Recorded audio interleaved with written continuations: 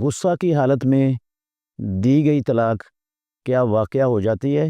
محترم ناظرین و سامعین، غصہ دو قسم کا ہوتا ہے۔ ایک وہ غصہ ہوتا ہے جس غصے میں انسان کے ہوش و حواس اور عقل کام کر رہے ہوتے ہیں، اس کو اپنوں اور بیگانوں کی پہچان ہوتی ہے۔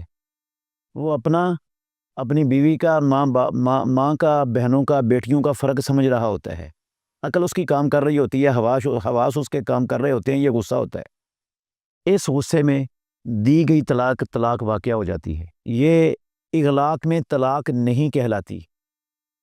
جو حدیث میں آیا نا کہ اغلاق میں طلاق نہیں ہوتی، یہ اغلاق میں نہیں ہے۔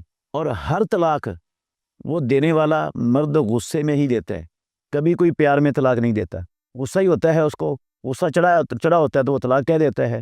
وہ طلاق کے جو مسنون طریقہ ہے دینے کا، اس کا بھی غور نہیں کرتا، اس پر بھی نہیں سوچتا، بس غصے میں آ کر طلاق کہہ دیتا ہے۔ ہر طلاق ہی ہوتی ہے غصے میں، پیار میں نہیں ہوتی۔ اس لیے یہ کہنا کہ غصے میں طلاق نہیں ہوتی، یہ درست نہیں ہے۔